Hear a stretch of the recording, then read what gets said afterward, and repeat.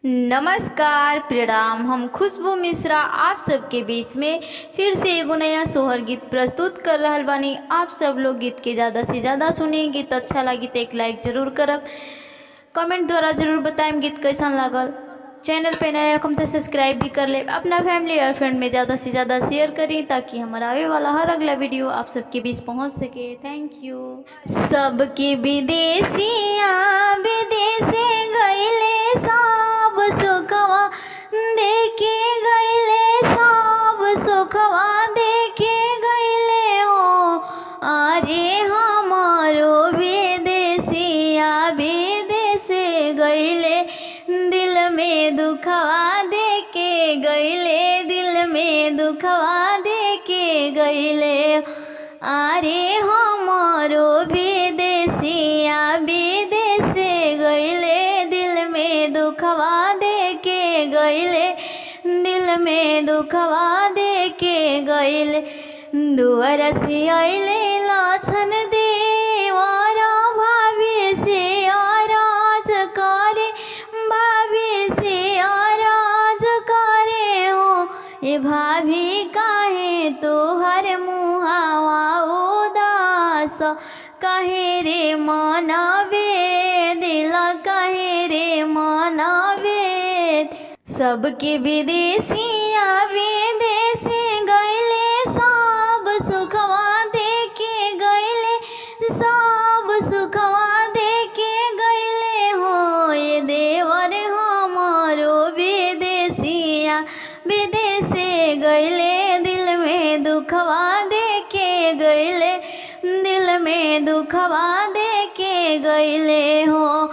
ए देवर हमारो विदेशिया विदेशे गईले, दिल में दुखवा देके गईले, दिल में दुखवा देके गईले। कही गईले कोठावा उठा के रखिया बंगाला, छवा के रखिया बंगाला, छवा के रखिया हो। ए देवर कही गईले बेटा जाना माँ के रखिया, तबेरे घरे आइबे, तबेरे घरे आइ। ए देवर कही गईले बेटा जाना माँ के रखिया, तबेरे घरे आइबे, तबेरे घरे आइबे। के करा कमाई कोठा उठाइबे, तब बंगाला छावा एबे, बंगाला छावा एबे हो।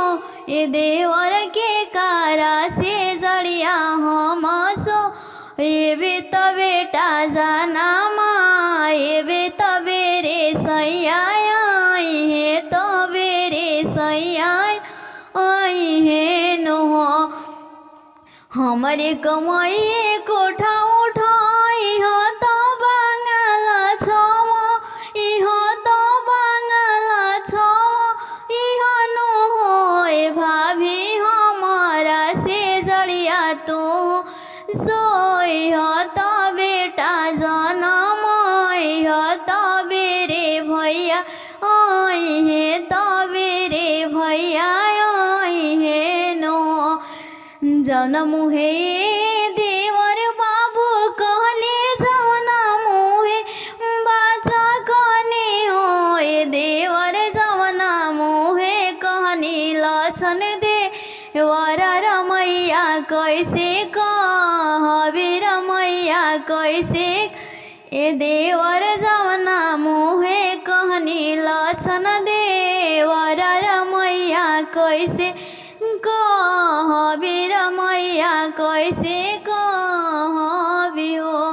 खोली दना भाभी चुंदरिया, पहिरे लालो गरिया, पहिरे लालो गरिया नो। ए भाभी धई लहे लानी या के भी सजहारे भैया साहेब, जहारे भैया साहेब हो। ए भाभी धई लहे लानिया के भेष, जहारे भैया साहेब, जहारे भैया